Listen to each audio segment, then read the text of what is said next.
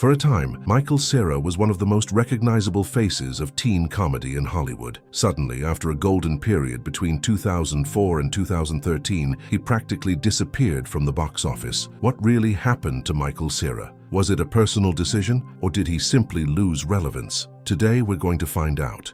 Michael Austin Cera was born on June 7, 1988, in Brampton, Ontario, Canada. His parents, Linda, a dental technician, and Luigi Cera, a Xerox technician, raised Michael and his two younger siblings in a working-class family of Italian origin. His love for comedy began early on. He was a fan of movies like Ghostbusters and classic comedies, which eventually led him to take improv classes at age 9 at the Second City, the prestigious comedy school in Toronto that also produced legends like John Candy and Dan Aykroyd. His parents supported his passion, though they never imagined their shy and reserved son would become a Hollywood star.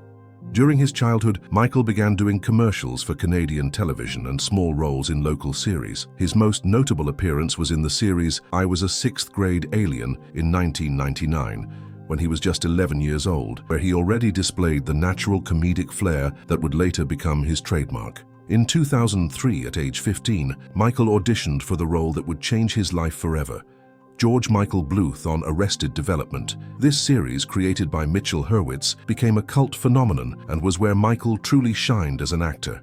His portrayal of the awkward, lovelorn George Michael, hopelessly attracted to his cousin Maybe, was absolutely perfect. Cera managed to capture the essence of the awkward yet lovable teenager that would become his signature for years. Arrested Development aired from 2003 to 2006, and while it didn't sweep the television ratings, it completely won over critics and developed an extremely loyal fan base. The series gave Michael the critical acclaim and platform he needed to launch his film career. After his television success, Michael made the leap to film with absolutely spectacular results. In 2007, he starred in Superbad, a teen comedy that became a true cultural phenomenon. In the film, he played Evan, a high school student who, along with his best friend Seth, played by Jonah Hill, desperately tries to get alcohol for a party. Superbad was a massive hit, grossing over $170 million worldwide on a budget of just $20 million, definitively cementing Michael as one of the most promising new faces in Hollywood teen comedy. In 2008, he starred in Nick and Nora's Infinite Playlist, playing Nick, a teenage musician in a band who falls in love with Nora during a magical night out in New York City. Although the film wasn't as commercially successful as Superbad, it reinforced his image as the perfect romantic lead for teen comedies of the era. In 2009, he appeared in Year One, a historical comedy alongside Jack Black where he played O, a shy forager in prehistoric times. Although the film received mostly negative reviews and was unsuccessful at the box office, it showcased Michael's versatility in adapting to different types of comedy, even outside his usual comfort zone. But the true peak of his film career came in 2010 with Scott Pilgrim vs. the World. In this adaptation of the Canadian comic, Michael played Scott Pilgrim, a young man in his 20s who must defeat the 7 evil ex-boyfriends of his new girlfriend, Ramona Flowers, in combat. The film, masterfully directed by Edgar Wright, was a visual masterpiece that blended elements of video games, comics, and pop culture in innovative ways. Although it wasn't an immediate commercial success, it grossed only $47 million against a $60 million budget. It quickly gained a cult following, and many critics consider it Michael Cera's best performance to date. After the relative commercial failure of Scott Pilgrim, Michael Cera began to face a common challenge in Hollywood: typecasting. Critics and audiences alike began to repeatedly point out that he seemed to play the same type of character over and over again: the shy, insecure, and socially awkward young man.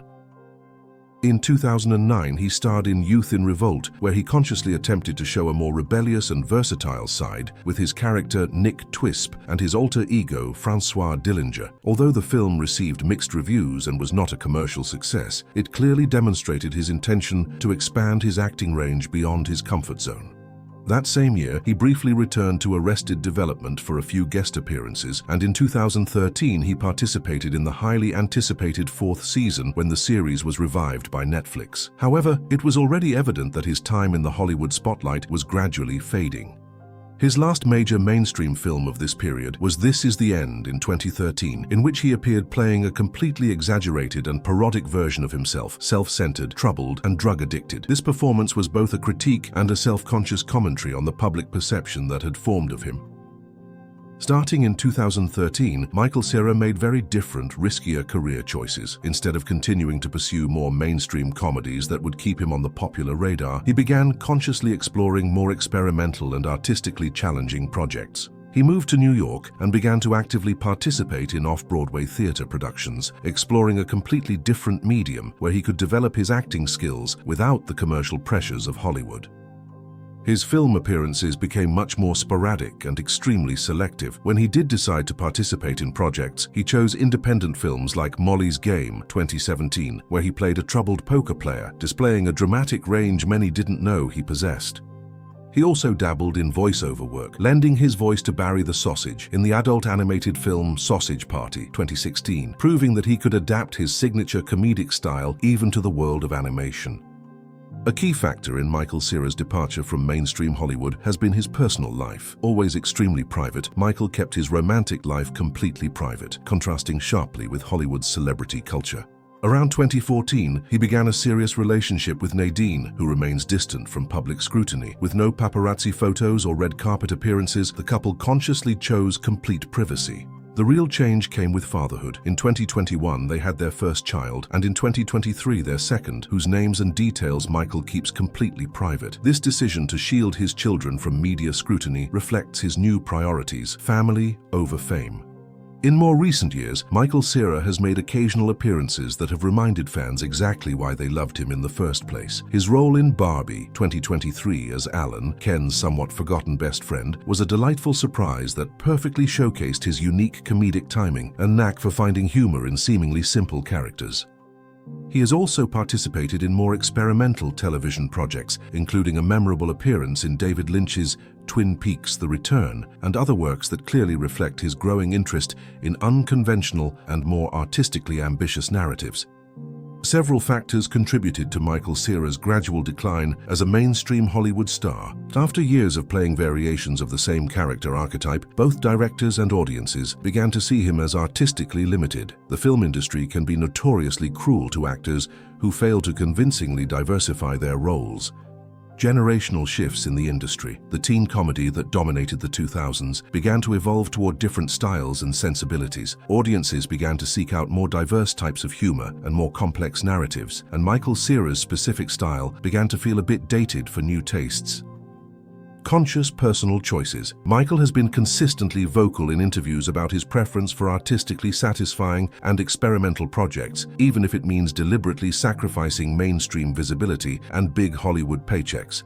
The difficult generational transition. Like many actors who began their careers playing teenagers, Michael faced the natural and complex challenge of transitioning into more adult and mature roles. Not all young actors successfully make this transition, and Hollywood has a troubled history of not knowing what to do with its teenage stars when they grow up. Although Michael Cera is no longer the mainstream star he was during the 2000s, his impact on comedy during that era is absolutely undeniable. Films like Superbad and Scott Pilgrim vs. the World remain important cultural touchstones that continue to influence new generations of viewers and creators. His particular acting style, that unique combination of vulnerability, comic timing, and emotional authenticity, clearly influenced a whole generation of young comic actors who came after him. His current focus on more artistic and experimental projects also demonstrates an admirable professional maturity. Rather than desperately clinging to past fame, he has consciously chosen a more authentic and personally satisfying path for his artistic development. The truth is that Michael Cera didn't really disappear from Hollywood. Rather, he consciously evolved toward a different kind of artistic career. His decision to move away from mainstream comedies to explore more experimental and personal territories may have significantly reduced his media visibility, but it has also allowed him to genuinely grow as a multifaceted artist. For fans who miss the Michael Cera of Superbad and Scott Pilgrim, we'll always have those iconic films that perfectly captured a specific and unique moment in the history of cinematic comedy. And for those curious about his current artistic evolution, his most recent and experimental projects, both in film and in music and theater, are definitely worth following. Michael Cera's story reminds us of an important lesson. Not all actors are destined to be superstars forever, and sometimes true artistic and personal satisfaction comes from taking creative risks and exploring new territory, even if it means consciously shying away from the spotlight and massive fame. Well, that was the complete story of Michael Cera and his fascinating transformation from mainstream comedy star to multidisciplinary experimental artist. If you enjoyed this in-depth analysis, don't forget to like and subscribe for more fascinating stories like this about Hollywood careers. See you in the next video.